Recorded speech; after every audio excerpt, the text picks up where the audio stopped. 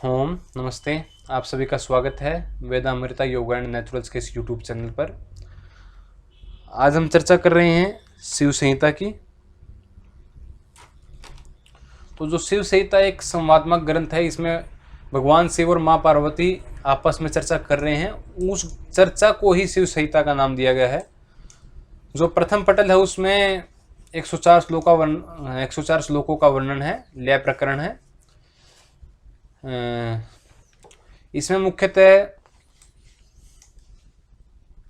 कर्मों के बारे में बताया गया कि ज्ञान कांड और कर्म कांड, दो कर्मों की चर्चा मिलती है, ज्ञान कांड और कर्म कांड की। फिर कर्म कांड के दो भेद है, निषेध कर्म और विधि कर्म। निषेध कर्म को तो एकदम रिजेक्ट करते हैं हम, क्योंकि वो पाप कर्म है, वो हमें करने नहीं है।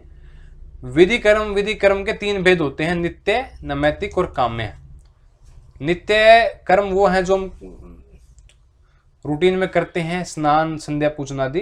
नैमित्तिक कर्म विशेष कर्म जो हम किसी विशेष अवसर पर करते हैं, जैसे किसी शादी ब्याह पर कोई अलग कर्म करते हैं, दीपावली पर अलग कर्म करते हैं, तो वो नैमित्तिक हो गए किसी विशेष के लिए।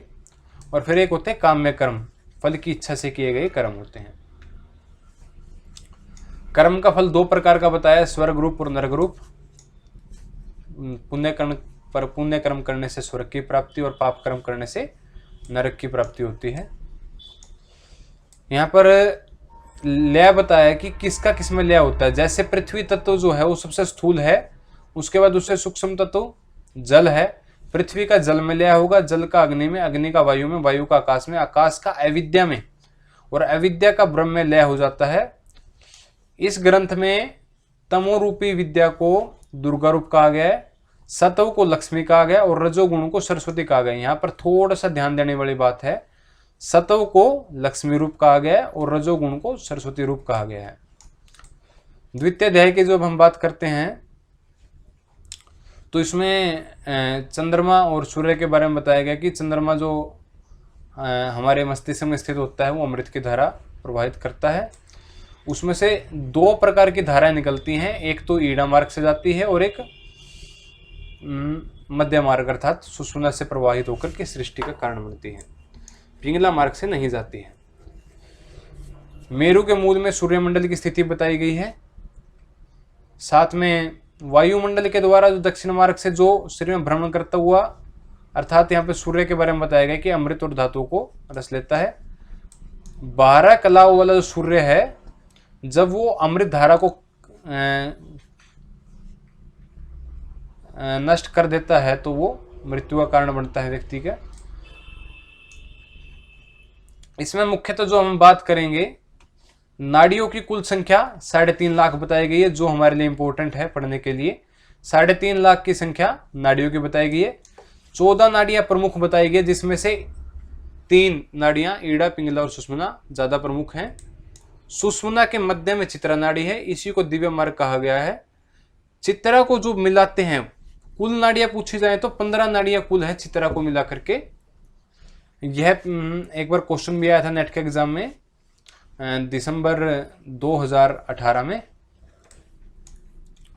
मूलाधार में कुंडली का वास माना जाता है। अब तृतीय पटल की बात करें तो इसमें भी हृदय स्थल में 12 दल का कमल है, 12 अक्षर गुंजायमान हो रहे हैं। 10 प्राण की चर्चा है, 5 मुख्य, 5 उपप्राण। इसका हम देख सकते हैं कि नाग का समन डकार से, कुरुम का पलक झपकना, क्रिकल भूख प्यास, देवदत्त जम्बाई, धनंजय हिचकी। उनका स्थान बताया गया है, प्राण का हृदय, पान का गुदा, समान का नाभि, उदान का कंठ और व्यान का समस्त शरीर। सफलता हेतु आवश्यक बातें बताई गई हैं। शिव संहिता में दृढ़ विश्वास होना चाहिए, श्रद्धा होनी चाहिए, गुरु पूजन, समता भाव, इंद्रिय निग्रह और मिताहार आवश्यक है। 4 अवस्थाएं यहाँ पर भी बताई गई है, आरंभ, घट, परिचय और निष्पत्ति। आरंभ अवस्था में क्या करना है आपको? पद्मासन में अनुलोम विलोम करना है। 3 मिनट लगातार करना है और दिन में 4 बार करना है। 20 कुंभक एक समय में और धीरे धीरे कर करके 80 कुंभक एक समय में करना है, मतलब 320 कुंभक पूरे दिन में करने हैं कुल मिला करके। फल यहाँ पर बताए गए हैं, नाड़ी शुद्धि हो जाएगी, समकाय हो जाएगा, सुगंधित हो जाएगा शरीर, साथ में सुकांति आएगी, चमक आएगी, स्वर सिद्धि हो जाएगी, उत्साही, बलयुक्त, ये सब वायु सिद्धि के लक्षण बताए गए हैं। आरंभ अवस्था में जो अनुभव प्राप्त होंगे उसे उद्यम भी कहा गया है। इसके बाद इन्होंने अपथ्य अपथ्य बताया है। अपथ्य क्या नहीं खाना है? खट्टा, रूखा, तीखा, कड़वा, सरसों का साग, तेल, कड़वे पदार्थ, बहुत ज्यादा घूमना नहीं है, प्रातःकाल स्नान करना, चोरी करना, हिंसा करना, द्वेष करना, अहंकार करना आदि बातें अपथ्य बताई है। उपवास नहीं करना है, झूठ नहीं बोलना है, मोह नहीं करना है, अग्नितापना, स्त्री गमन, अत्यधिक बातचीत, राग द्वेष आदि योगी को छोड़ना आवश्यक है। इसके बाद जब हम पथ्य की बात करते हैं तो इसमें भगवान शिव बताते हैं कि घी खा सकते हैं, हम दूध ले सकते हैं, मीठा खा सकते हैं, बिना चूने का पान, कपूर, छिलका रहित चावल, छोटे द्वार वाला घर होना चाहिए हमारा, प्रतिदिन सिद्धांतों को सुनना है, पालन करना है, ईश्वर के नाम का संकीर्तन करना है, अनाहत नाद को सुनना है, धैर्य रखना है, सहनशीलता, तप, शौच, लज्जा, विवेक, गुरु की सेवा आदि श्रेष्ठ योगी को सदा व्यवहार करना चाहिए। प्राणायाम की 3 अवस्थाएं बताई इन्होंने। प्रथम अवस्था में शरीर से पसीना निकलता है जिसे शरीर पर रगड़ना चाहिए।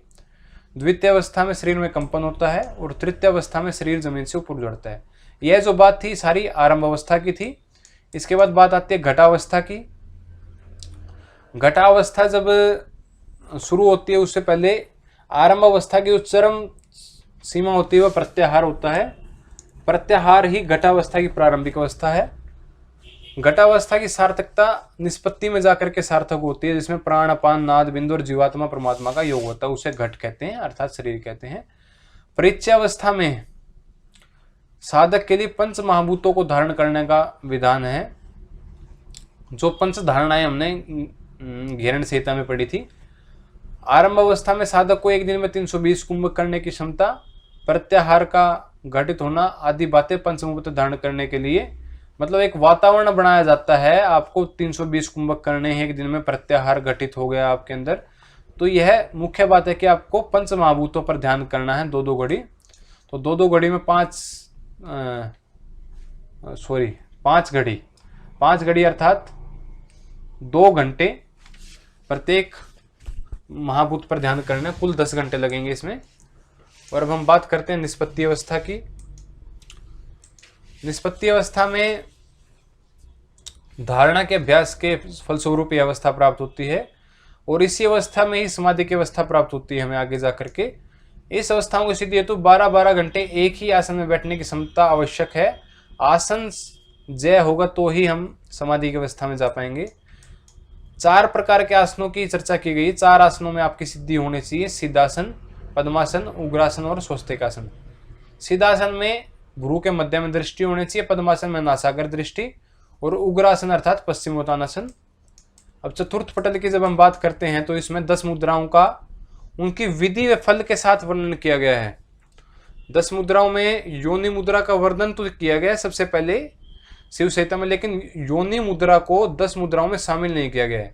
जो हठ प्रदीपिका में 10 मुद्राएं थी बिल्कुल सेम वैसी ही हैं।